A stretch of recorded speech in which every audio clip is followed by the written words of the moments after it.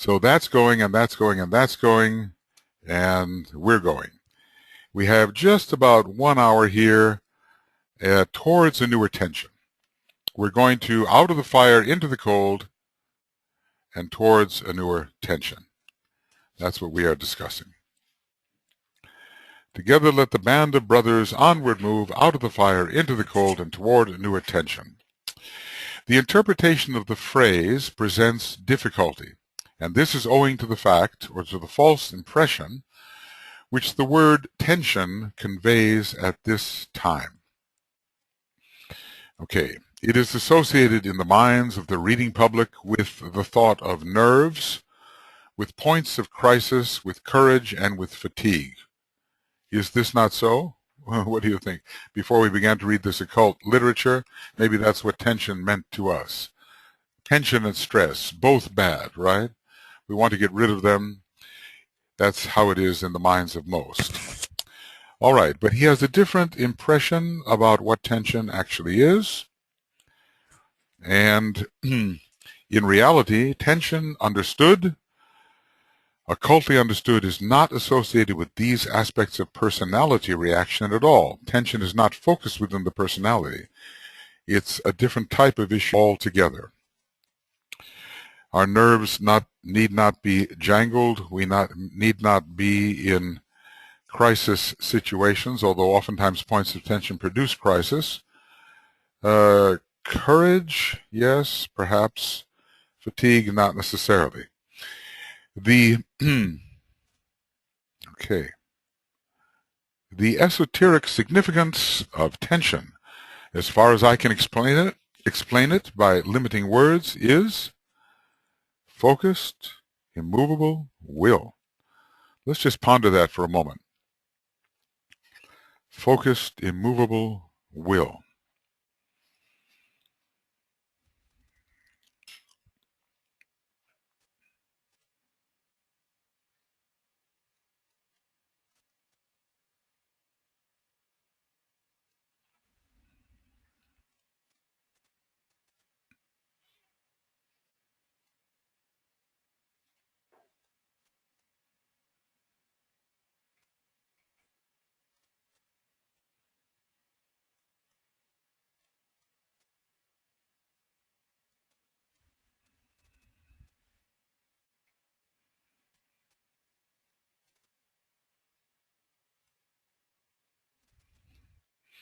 There is a certain holding power in the will.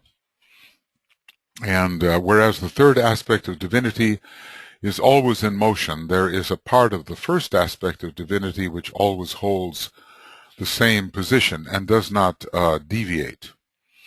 And it is the pressure that can be exerted by holding the same position which leads to the breakthroughs. Focused, immovable will.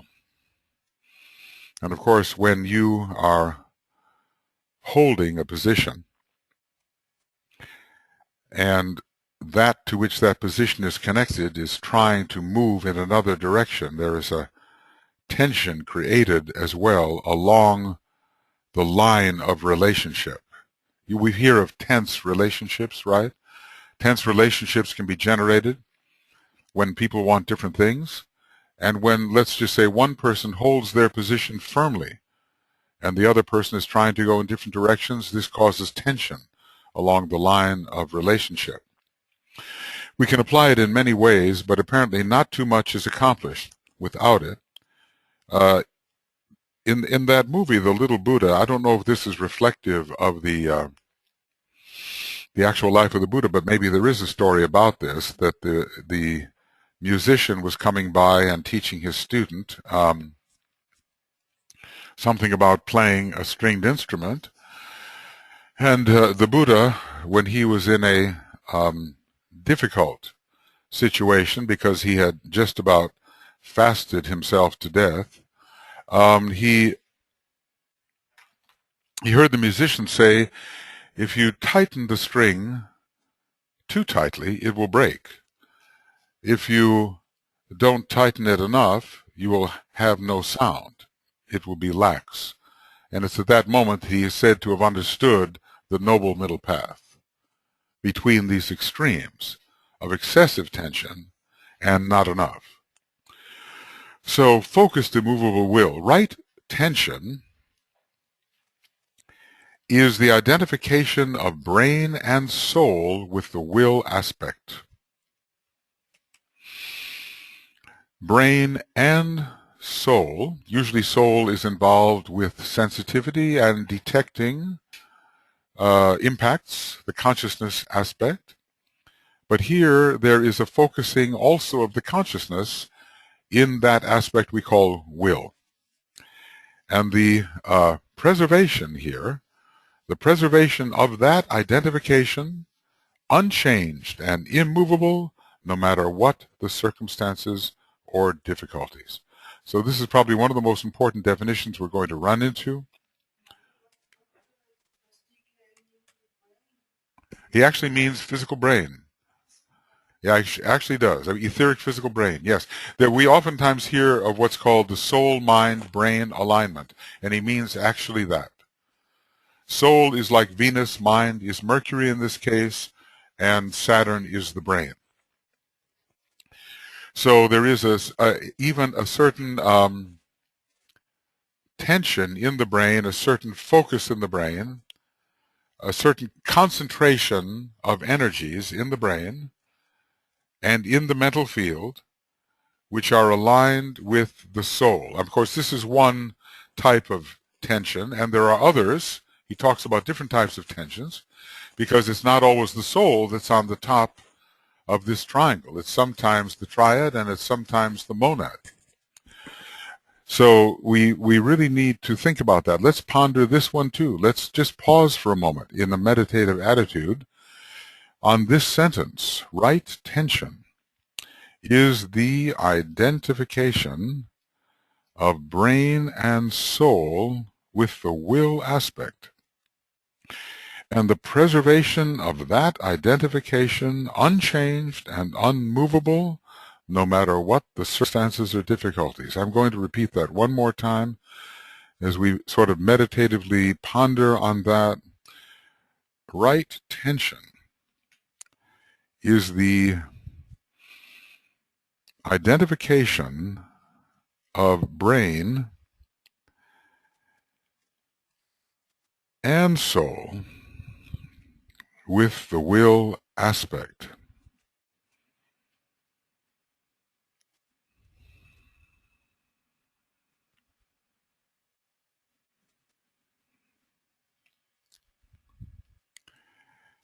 And the preservation of that identification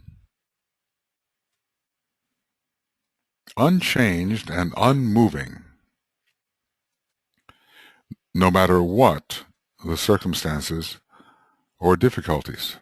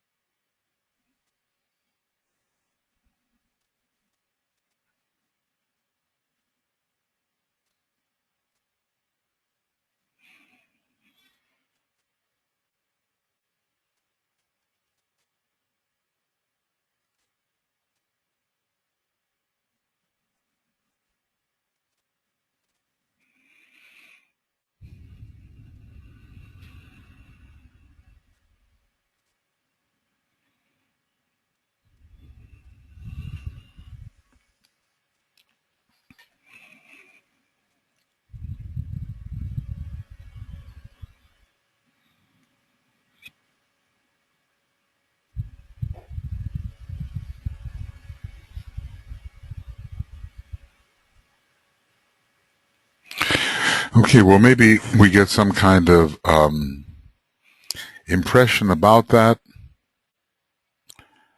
We have to be within the current of the higher will.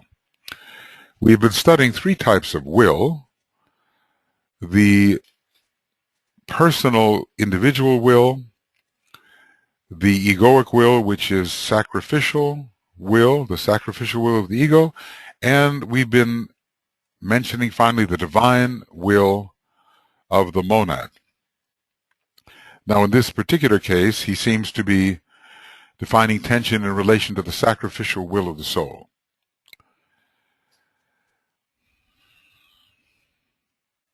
And that would be, quite enough under normal circumstances to really live the life of the soul consciously in the world. And the mind would not swerve. The mind would not wander off the track. The track would be defined by the specific intention of the will and its power to hold that intention. That energy flow of the will would be directed towards one objective. And the will we learned earlier has to do with intensity of direction. So the direction would be established. The mind would serve that direction only and would not wander off on its own interests or follow its own reactions. And the brain, too, would have a tremendous concentration of force dedicated only to that objective. And, of course, we could add to this alignment two more points. The atmic point of spiritual will within the spiritual triad, and finally the monadic point, which would be the will to express the purpose of Shambhala. That would be 5 points of alignment all along the line of will. Every one of these, because the mental points are along the line of will, 1, 3, 5, 7. So the brain, Saturn, Mercury, the mind, in this case, the lower concrete mind, Venus, the soul, but Vulcan, the jewel in the lotus, which is the center of will within the soul. Again, we would meet Saturn in the spiritual will on the atmic plane, and it's difficult to give just one planet to the monad. It is a plane ruled by Jupiter, which gives us the divine pattern. And when that divine pattern is sustained by will, we have the possibility of purpose coming into expression. So we all have to learn a certain form of immovability, unchangeability. And when we read those stanzas, God is, time is, unity is, there's this factor of unknown and unafraid, unmoved for A, unchanged. For A, unchanged, forever unchanged. And yet this unchanging point of insistence can drive forward many other forces. So there is a big question about what point of tension we are living at. And so many people will shy away from that because they say, go with the flow. The go with the flow idea, of course, can be seen in a positive light. It means that you are successfully adaptable according to your intention to anything that may arise. You preserve your attention, but you adapt. On the other hand, go with the flow can mean just let anything happen without a sense of direction, and so it would be quite contrary to what we're talking about here. It would be different from forcing circumstances. D.K. talked to Foster Bailey and said basically to him, don't force people, force circumstances. This was a first-ray approach. So drive the circumstances forward according to the divine intention, and then let people work within that context. But when you force people, they tend to rebel, and so you defeat your purpose. Focused, immovable will, right tension is the identification of brain and soul. I oftentimes think of the jewel in the lotus. When I'm thinking of the soul, I oftentimes think of a kind of consciousness within the egoic lotus. I picture it, but I picture especially the jewel in the lotus, especially that central fire within the egoic lotus as the seat of identity and the seat of will, a reflection of that jewel which is the monad. Right tension is the identification of brain and soul with the will aspect, and the preservation of that identification unchanged and immovable, no matter what the circumstances and difficulties. Well, I think he actually is, in this definition, actually reaching up to the spiritual will. There is the soul will, the sacrificial will of the soul, and that could be soul, mind, and brain. But here he's raised the perspective, brain, soul, and monadic will, or triadal will, or atmic will. Okay, so this is something that deserves a lot of attention, because according to our ability to sustain a point of tension, this will determine our progress. This more than anything else. A loving heart is very good and very needed, and it needs to have that point of tension along with it, that driving of the will. Yes, Britta.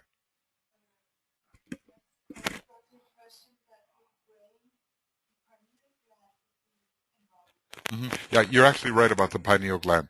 It's the area of the etheric brain around the pineal gland and the pineal gland, and it's the center of magical work. This is the midway spot, which is neither dry nor wet, which provides the standing place on which his feet are set. It is that part of the brain. It is not the pituitary, it's not the ajna. It is the third eye, the pineal, and the area where the light in the head shows up in the etheric brain around the pineal gland. So pretty much think of it as the center of your head, basically. Etherically first. You can see, therefore, how far ahead of present attitudes and goals this teaching is. I guess we're realizing that, and of course, it's really an old teaching, isn't it? It's about 70 years old, isn't it? Or is it 18 million years old? Or is it rather older than that?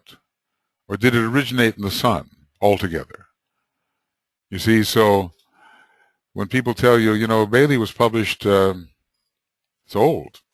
It's published 70 years ago. So, oh no, it's much older than that. It's 18 million years old, really.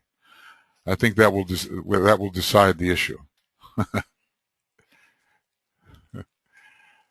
All right. So tension is something upon which we must meditate with tension, right tension. So this is far ahead of the present attitudes and goals.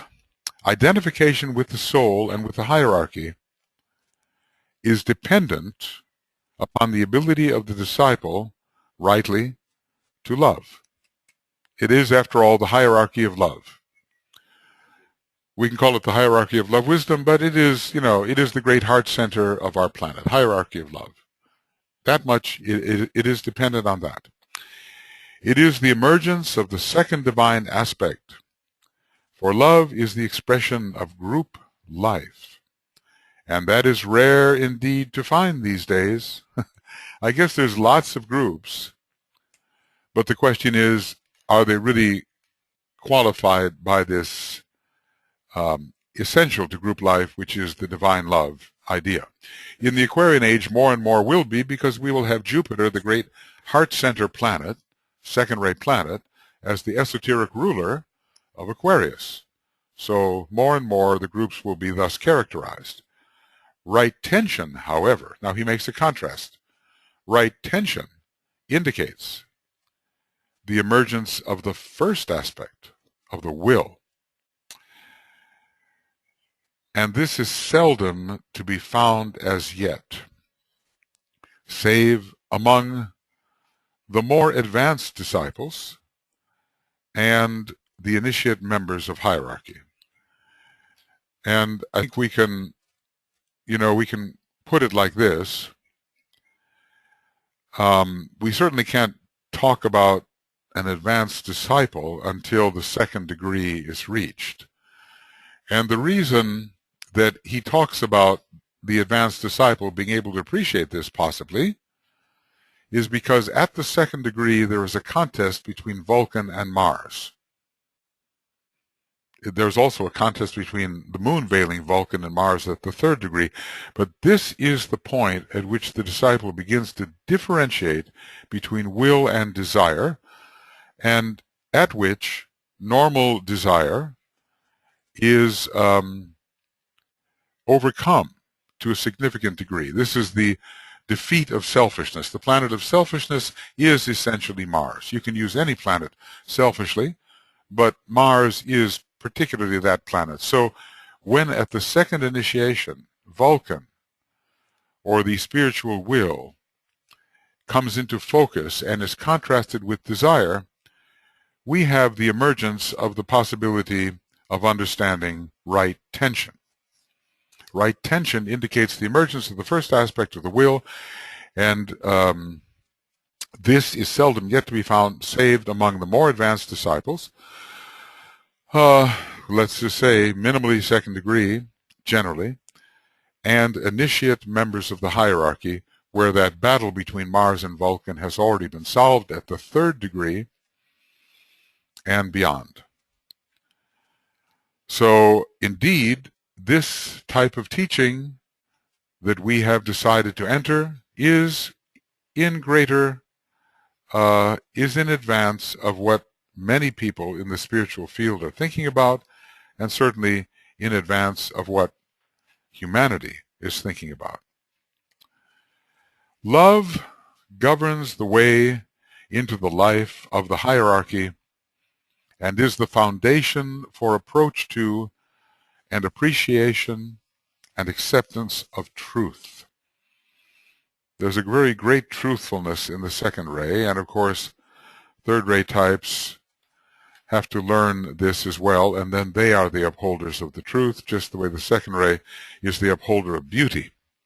So love, if we want to enter the hierarchy,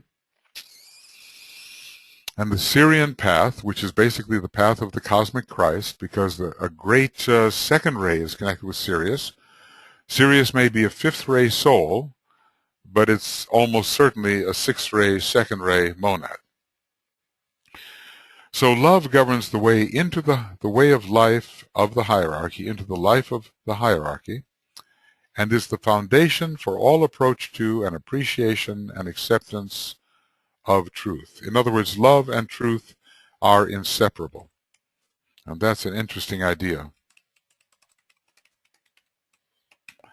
Now, but he's giving us contrasts here, because this whole book, in a way, even though it's written on the second ray, is kind of a second ray approach to the will aspect. The minute we start building the Antakarana towards the spiritual triad and the larger planetary process, we are entering the will of our planetary logos. So the emphasis here in this chapter, and really throughout the book, it never leaves will out of the picture. Will governs the way into Shambhala and is the foundation for all approach to, appreciation of, and identification with being. Do you see how he changed the words there? There are parallel sentences. Approach is in both sentences. Appreciation is in both sentences, but the last word is different. So will brings us into the situation where we can begin to identify with being. And I always like the phrase, rather, identify as being. I think it makes it even more intimate in some way. All approach to appreciation of and identification with being, he says. So it's said that we can only really safely approach Shambhala in group form at this time, given who we are. But in a way, any initiate of the third degree is beginning his contact with Shambhala. But then, from another perspective, an initiate of the third degree is automatically related to other souls within a group. It is the Venus degree in a way, because it brings the fifth ray in. The fifth ray, Venus, and the excuse me, sneeze on the truth. The fifth ray, Venus, and the third initiation. Venus as the hierarchical ruler of Capricorn, the main constellation found in relation to the third initiation. So let's just pause for a minute and imagine that we are following a line where we are approaching,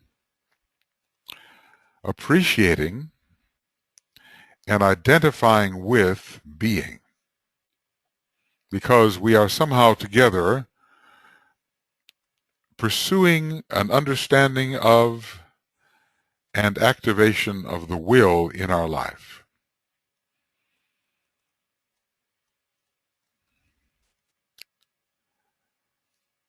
So through this will,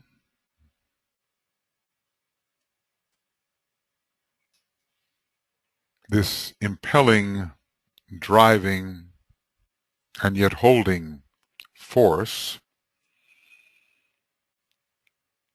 the will is helping us approach being,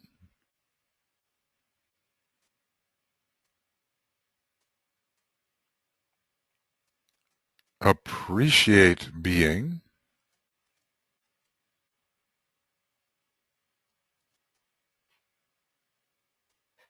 and finally identify with and as being.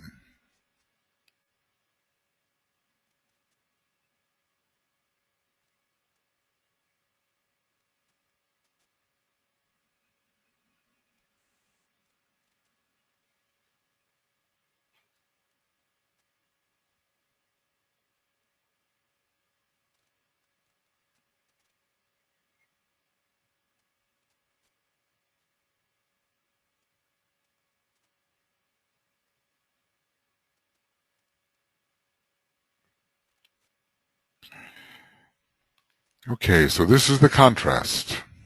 This is the contrast. And what is emerging as important is that the ever-present divine essence or being is to be appreciated, noted, and finally recognized as that which we are. Yes.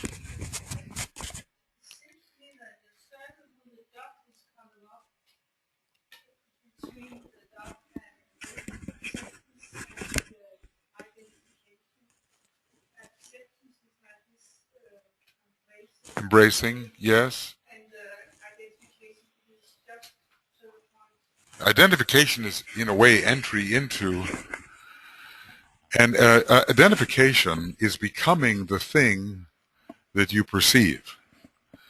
See, for the identified point of consciousness, there is no difference between that which it perceives and that which it is. So that's what we really want. And that's why I oftentimes use the word identification as being. Because when I say with being, there's still a duality. I with, I as is a different thing. So for me, it is more meaningful to say that, my own adaptation of it. And I work on this all the time, And we talked just the other day about the presence.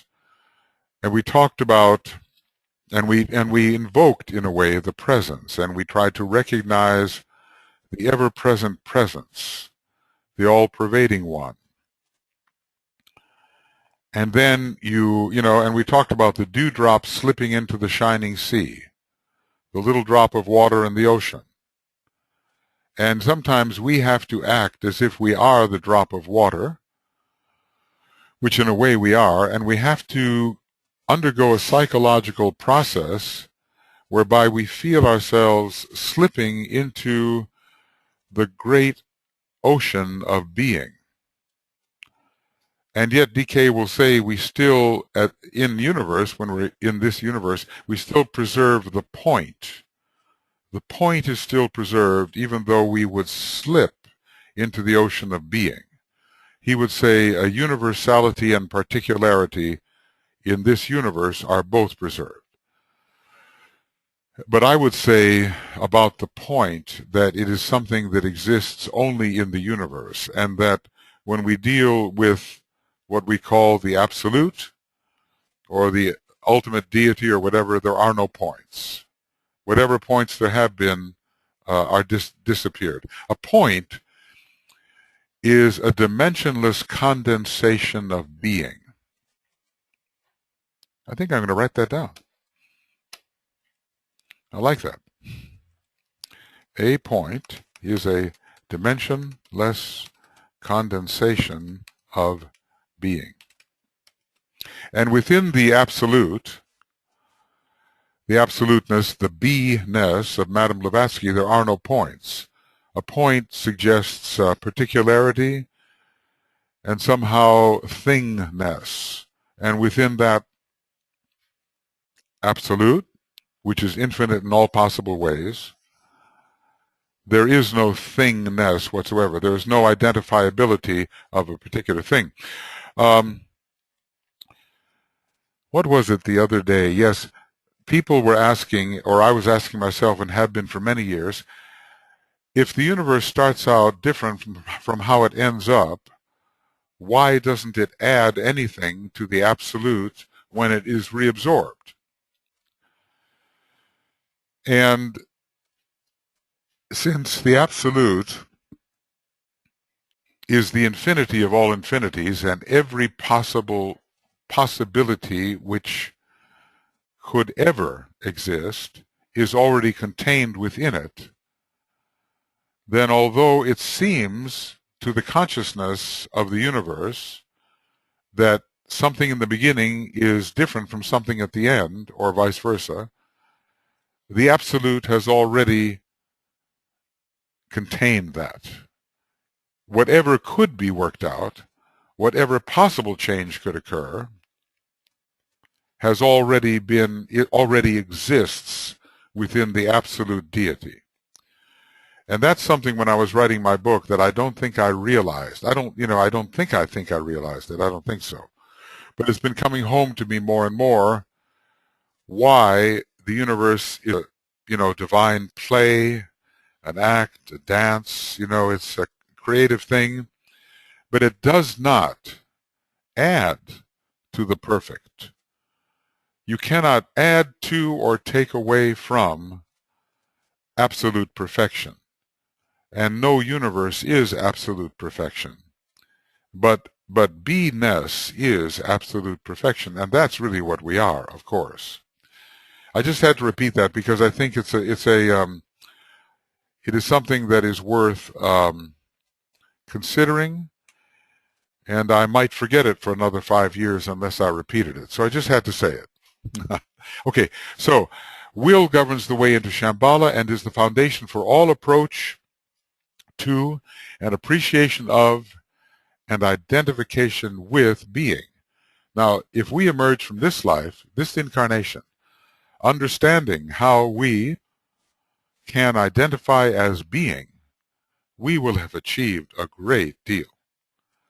And then we will have emerged out of the fire, for sure, and into the light of pure, cold reason. This developed will expresses itself as tension esoterically understood. I'm going to just, it embodies the idea. Okay, this developed will. So now we're going to see some of the things about the will and the ideas that are embodied by the will. It embodies the ideas of orientation. So that is direction. It faces the sun. It faces its goal. When we talk about will, it seems to include the idea of direction or orientation. Implacable determination. Implacable means it cannot be placated. It means, when you say to somebody, you try to placate them, you say, take it easy, don't overdo it. That when you're placating somebody, just calm down, be more peaceful. No, this is implacable, and nothing that anybody says or any environmental circumstance suggests can stop it from being exactly what it is. It will not weaken. It will not weaken from exactly what it is. Implacable determination, ability to wait, and that's interesting. I told you about Siddhartha, right? I can think, I can wait, I can fast, he said. So what good are you? What can you do? I can think, I can wait, I can fast. And apparently with those three things, he could do quite a bit. Okay. Implacable determination, ability to wait and to preserve intention and orientation moved by aught which may occur. This is a brilliant definition of will. This is really excellent. I would like to take note of that so I don't forget it, because oftentimes I go looking for definitions of will, you know, and they escape me at the right moment. But this one will not. Okay. The idea of orientation, implacable determination, ability to wait. See, if you want to bring the will into your life, the consulting some of these qualities will help induce that state. Ability to wait, which means not to act on Martian impulse, which has no respect for time. Will actually has a good respect for time. And the first-rate types and the seventh-rate types, which are the embodiments of will, they have quite a good timing. Ability to wait and to preserve intention and orientation. In other words, I will do this, this is my direction, and I will not change my direction no matter what may occur.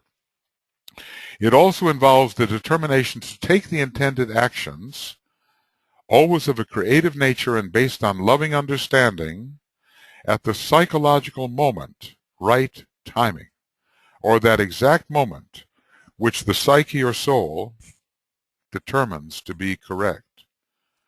This is wonderful stuff. It's so clear, so clear. I think that's too big. I'll come back to this and put this in the AAB extracts. So, will embodies the other two aspects of divinity. The whole idea of intuition, when to act, and then to look at circumstances in terms of the cycles, that's the third-rate part of it, and insert the power at just the most advantageous moment, and that is skill in action. Here you have one of the most interesting transferences of meaning and of relationship which occur in the ageless wisdom. The son or soul emerges into manifestation with the concurrence, the agreement, and aid of the mother, or the matter aspect. This is to you a most familiar truth. In the next stage, that of initiate development, the son, the second aspect, in its turn, becomes the feminine or negative aspect, demonstrating as psyche, and enables the initiate to bring into expression another divine aspect, that of the will. So we understand that matter and form allow the soul to express, and he's telling us that consciousness or psyche, the son aspect, allows the will to express. It gives the will the sense of when and under what circumstances to act. This is very interesting. 3 serves the 2, and the 2 serves the 3. The son is positive, masculine to the mother, but becomes negative and feminine to the father. So if you just have a lot of strong will, but you don't have the psychology to know when to apply it, then obviously it's not going to be effective. And the son is the source of the psychology. The soul, the son, the soul, whatever. All right. The son in its turn becomes feminine or negative and enables the initiative to bring the will forward into expression. So that's why it's always good to have a first ray, second ray combination. It will be much more effective because it will feel into the circumstances in which the will has to be applied for just the right intuitive moment for application. And it will, of course, study the cycles under the third ray, and they will also give an indication as to how it can be skillfully applied.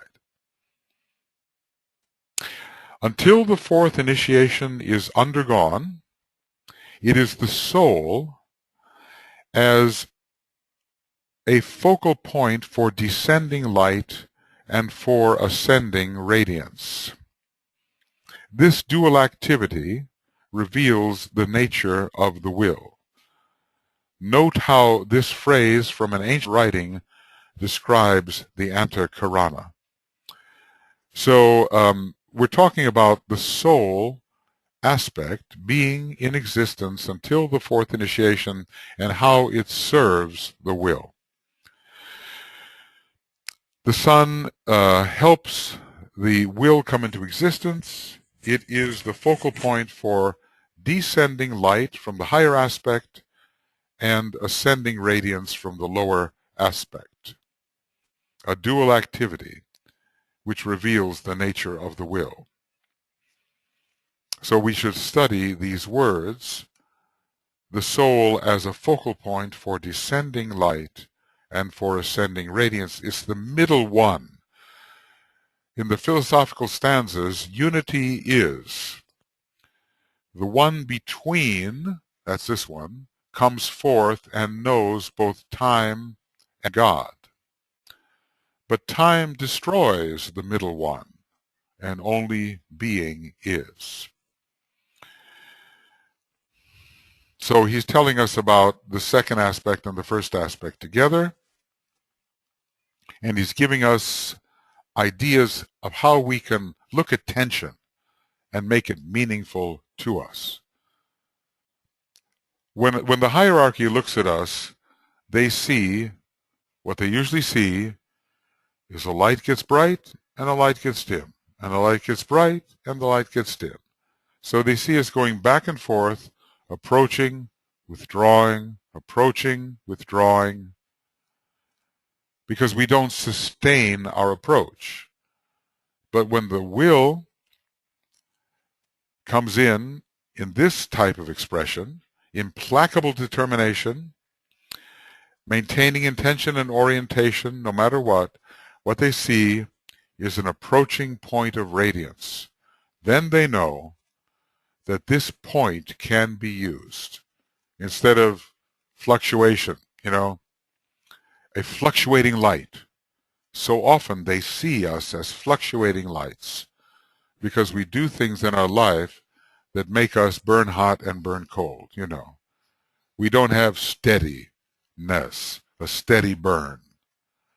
So this will aspect adds great steadiness to the whole idea of approaching the greater light, approaching the central fire. Okay. It is not possible, maybe we should just stop there. It is not possible in these brief instructions to deal adequately with the will aspect of divinity, nor would it profit at this time. Aspirants have to learn the nature of the will by the power of inner illumination and by certain intelligent recognitions. So in other words, he's telling us things, but he's saying that when you become an illumined meditator, focused within your soul at will, we will learn the nature of the will. The teacher can only do so much. By internal experience, we have to learn the nature of the will. They learn the nature of the self through the aid of the personality, which is the shadow or distortion of the divine will. What did we have? We have the monad. The ego is the reflection. The personality is the distortion or the shadow. So they learn the nature of the self through the aid of the personality, the shadow or distortion of the divine will. Now, when you look at it, the antakarana, the one part of the antakarana that we build, is not a triangle, it's a line. On one side of the antakarana, or side is perhaps not the right word, but this is it. At one point of the antakarana is the monad and its personality, the spiritual triad. On the other part of the personality, of the antakarana, is the personality itself. It's a straight line. It's not a triangle. It bypasses what we call the egoic lotus. So the antakarana is a way of connecting the monad to the personality.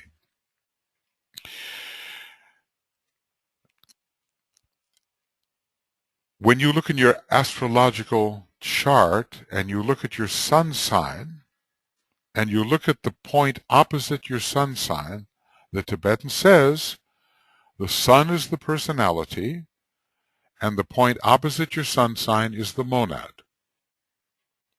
So monad and personality are directly connected without the soul. All that we can do, however, to make this really effective is to absorb the soul within the personality, which means to become a loving, radiant, magnetic personality, combining, therefore, the second and third aspects, and then there can be a direct and effective connection between the monad and the soul-infused personality.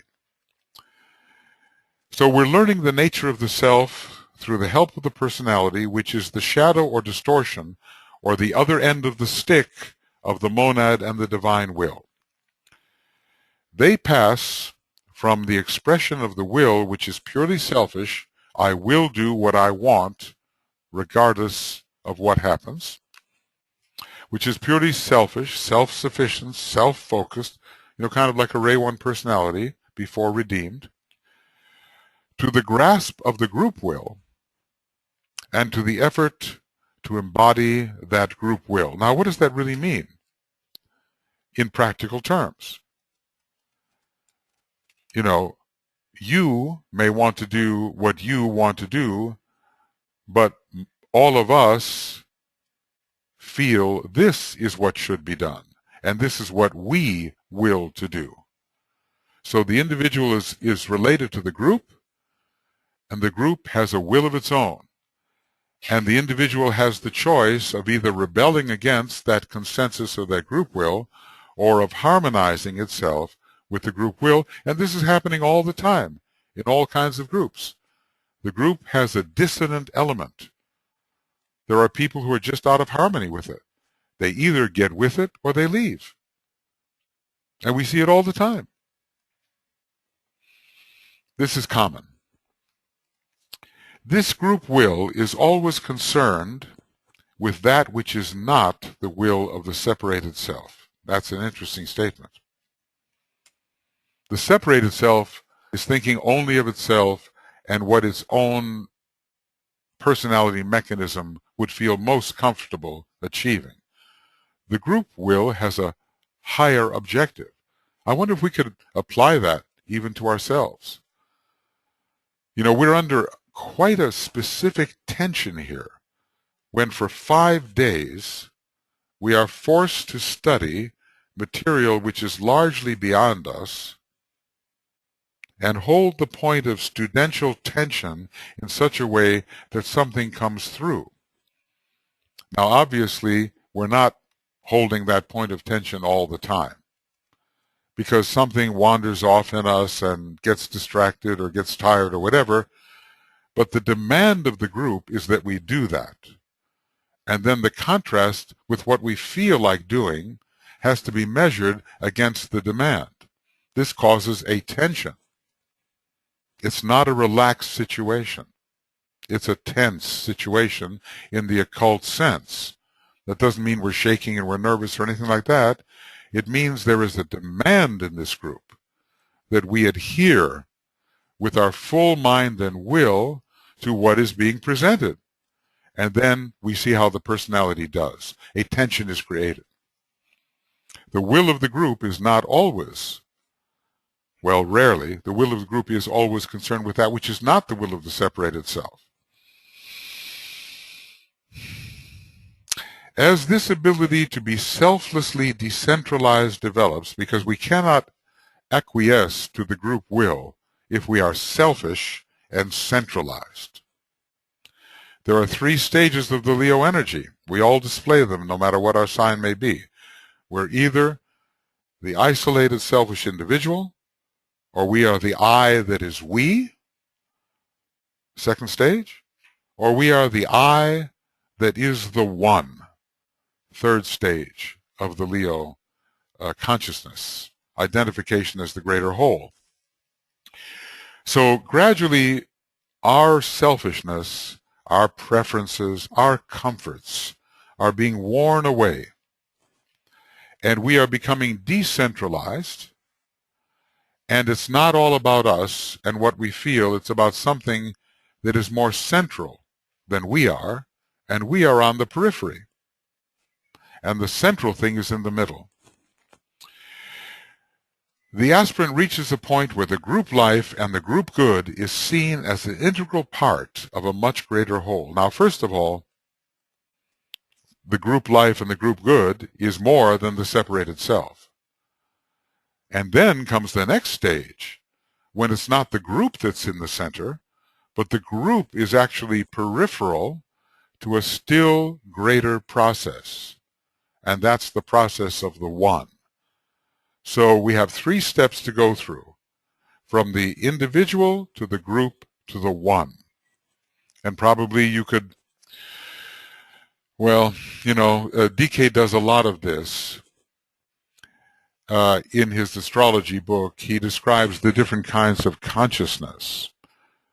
If I was to give you the triangle, Cancer, Leo, Aquarius, what 3 types of consciousness would you give me in return?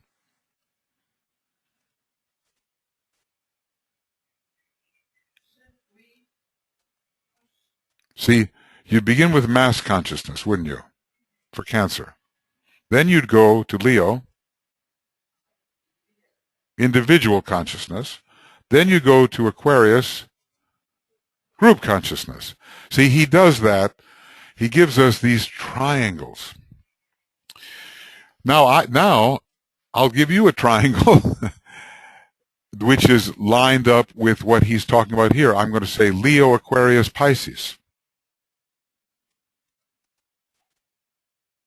And then you would say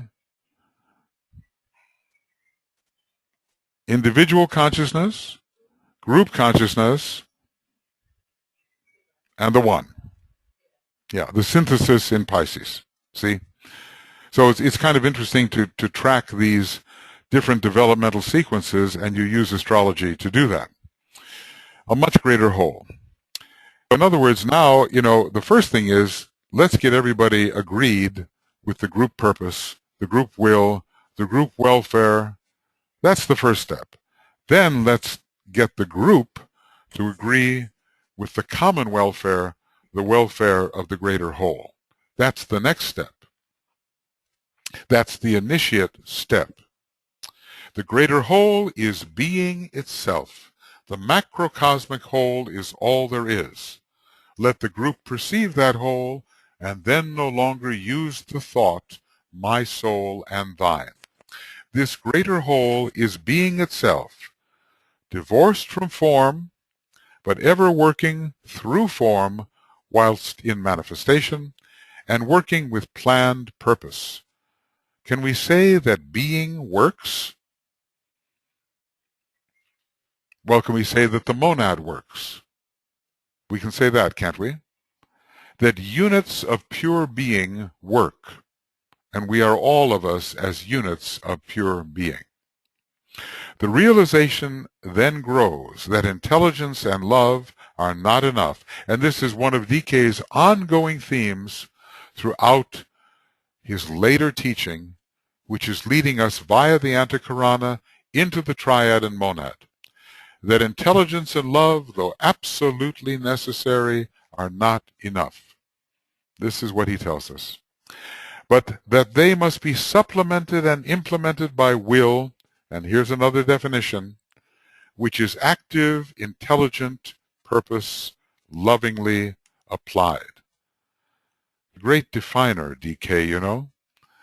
And sometimes if we would just ponder on these definitions he has given, the will is active, intelligent purpose, lovingly applied. And notice how he never allows the will to be divorced from love. The real will is never allowed to be divorced from love because, look, you know, in terms of the practical will in our solar system, it is the will of the Solar Logos, who is a major, major heart center in a larger being. So will and love are inseparable in this solar system.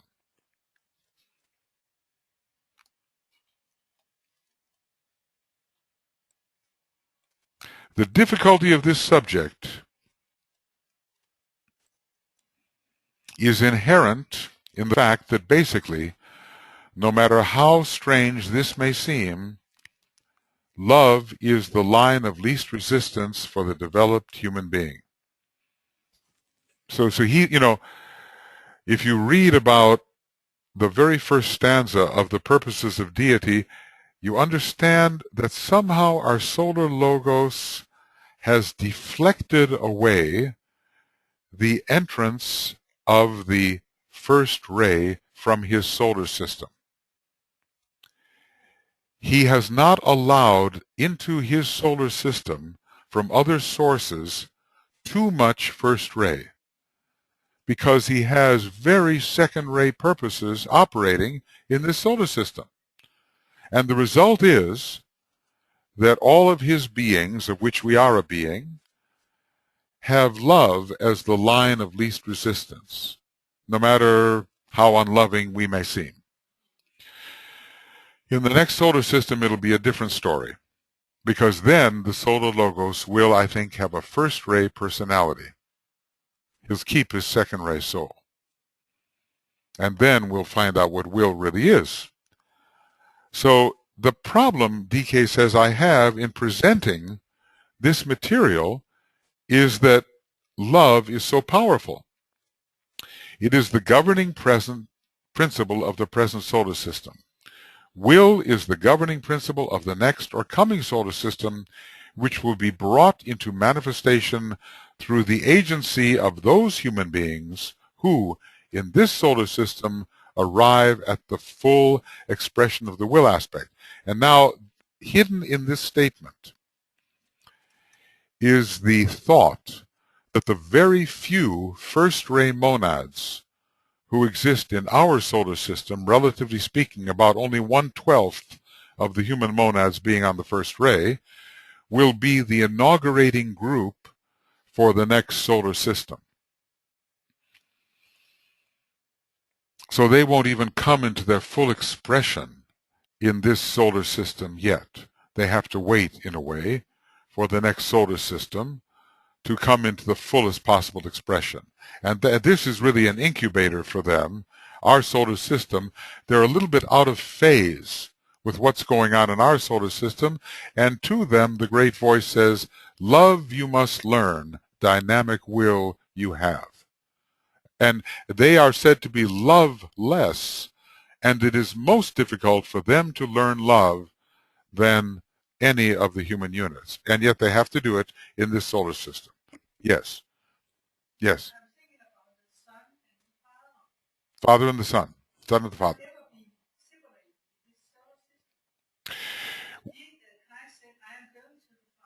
Yes. Christ says, I go to the Father. Son and Father cannot be separated in this solar system. Yes. Any real expression of the first ray of this solar system somehow goes through the second ray.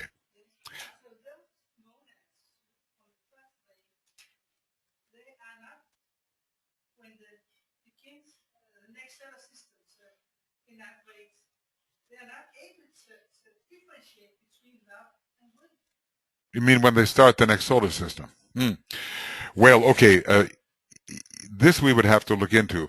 From another perspective, they will have a foundation in love, which may make it possible for them to be initially more effective in the next solar system, because there will be monads in the next solar system that are just first ray. These, at least, are being raised in a second-ray solar system. They will have to learn. Yep, they will have to learn. And you know, this is the funny. I don't know if it's funny. It's just like appalling. In the next solar system, the Black Lodge will use love rather than intelligence to hold back the progress of the monads. You know, so it's all relative, isn't it? And whenever, you know, where he says that evil is the good which should have been outlived or passed beyond, one of those words, whenever we emphasize an aspect of divinity whose time is no longer with us, and we emphasize it at the expense of the aspect that we should be concentrating upon, then we have a situation of evil. So in the next solar system, love may be a retardant, because it will be a system where freedom, complete freedom from form, and even freedom from unity will be achieved. In other words, it'll be all towards oneness and synthesis, and even unity will be seen as a lesser state. I mean, we can't imagine. It's trillions of years from now, according to the Hindu chronology. So anyway, they will be very important, these few first-ray monads, in the next solar system. DK had a few of them in his group, maybe 3, something like that. The majority, of course, were the second ray, on the second ray. But he had a few of the first ray. Then, in the coming consummating manifestation, and by the way, that's the last solar system in a series of 6. It may be called the third solar system, but it's really the 6th. And as well as being the 6th, it's also the 7th. But that's kind of a mystery, because you know how he counts 1, 2, 3, 4, 5, 6, 7. He wraps the whole thing up in the last manifestation, and he counts everything as an item, a separate item. He takes the whole and counts it as an additional item. So it is both the 6th solar system and the 7th solar system. Then in the coming consummating manifestation, love will be to the will aspect what intelligence is in this solar system to love. So in this solar system, we have 2 rays primarily. We have the primordial green ray coming from the previous solar system, and what we have now, we call it also the divine ray.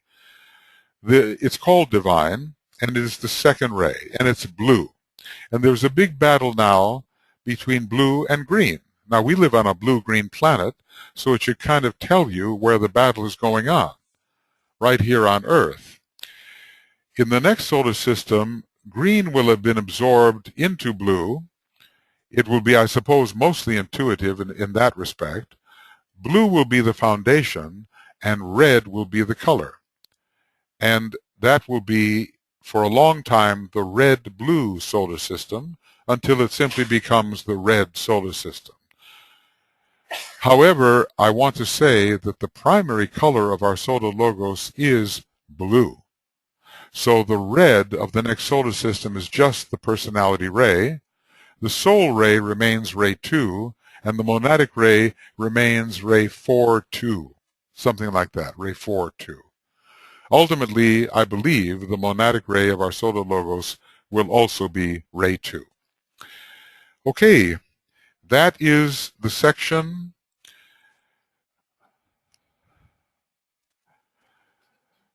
Together let the band of brothers onward move out of the fire into the cold and toward a newer tension. Within the fire of mind, focused within the head's clear light, let the group stand. The burning ground has done its work. The clear cold light shines forth, and cold it is. And yet the heat, evoked by the group love, permits the warmth of energetic moving out. Behind the group there stands the door. Before them opens out the way. Together let the band of brothers onward move out of the fire into the cold and toward a newer tension. That has been the study of this week. Major focus in these 5 days. 5 being the number of manas, higher mind, soul understanding, and by now we all have an illumined soul understanding of Rule 1, right? And never need to study it again. Are there any questions? After lunch, we're going to tackle the second initiation. And by 6 o'clock, achieve it. It will just take a few hours. Okay, we take our break now. 12:33. Yes, I know. I said it was only an hour. There's no sense to try to get into the next part. Are there any? Do you have questions? Is there anything not clear? Is all clear? Alles klar? What's not klar? Yes. Yes. Yes. Ray 2. Ray 4 2. 2. And monad Ray 4 2.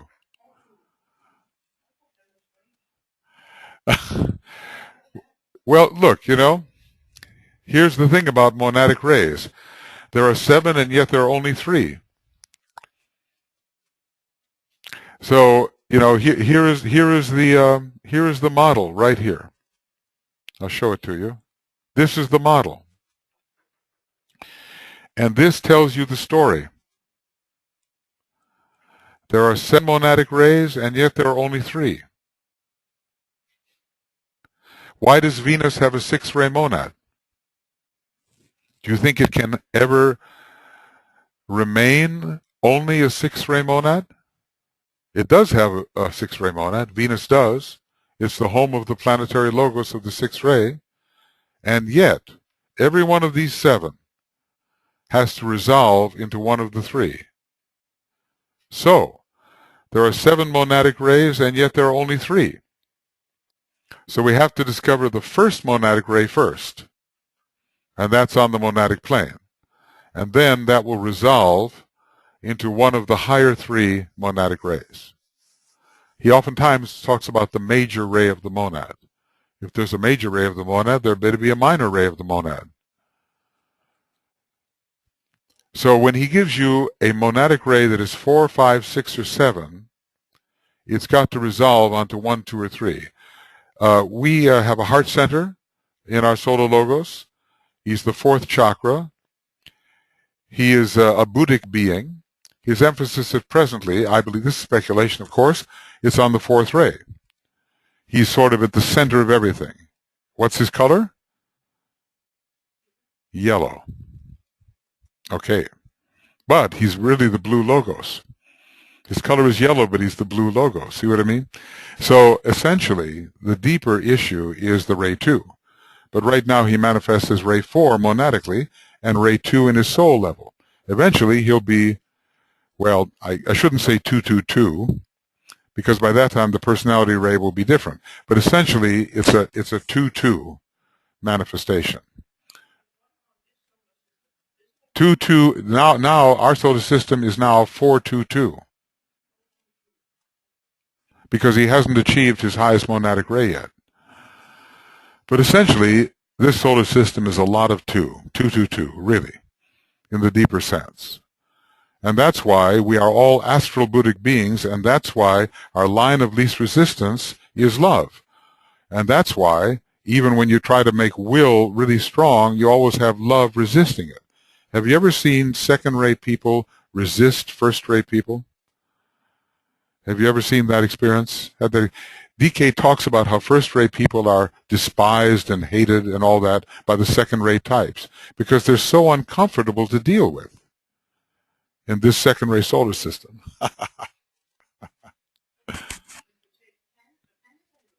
Same thing. Well, that's our planetary logos is 1, 2, 3. Our planetary logos is 1, 2, 3, yeah. Now, with our particular Earth, there's a lot of ray 4 on Earth. I don't know where it can be found, but our symbol is even the cross, for heaven's sakes. And we're the fourth planet from the sun. On some deep level, the fourth ray is there, but the ultimate monadic ray is the first. So when you just look at this map, you see 7 on the monadic plane. But what happens when you liberate the volatile essence from the center of the monadic vehicle and you become a free monad following the 6th initiation? It's going to be related to one of the 3. Anyway, this is my current speculation or theory on the matter.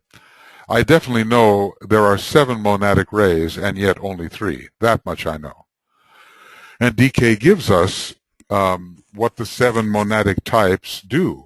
7 great groupings of monads, he says. And yet he always says there are 3. We have to resolve that, don't we?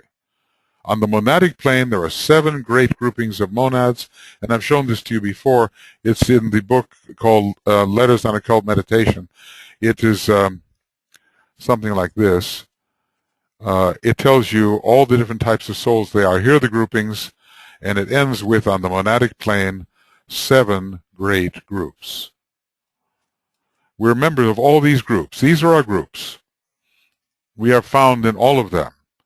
And when we move out of one, we move into another, until finally, when you look at where we're really found, we're in 7 great groups. But if you look even further, we're in 3 great groups. And that is the final reduction before we are resolved into the sun, which is called the one resolver. So it's all one, really. The one and the many, that's the thing to solve. There is the one, there are the many, and we have to work out the reconciliation between those 2 factors, because we are participating in the many all the time at our present stage of evolution, and yet we are the one. And this has to be somehow worked out. Okay, well now you can have lunch. And what is it?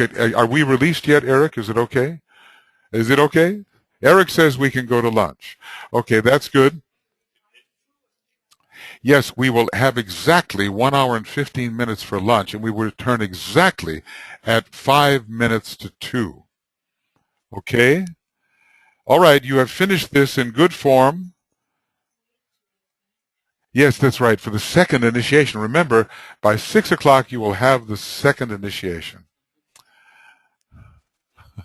It yeah, there will be 1 hour for each of the tests of fire, earth, air, and water on the astral plane. Because between the first and second initiation, you undergo these 4 minor initiations, which are 4 tests of the 4 elements. So be prepared to sleep quickly, overcome each element, wake up, learn, and go again. By 6 o'clock, you're home free. All right. See you then.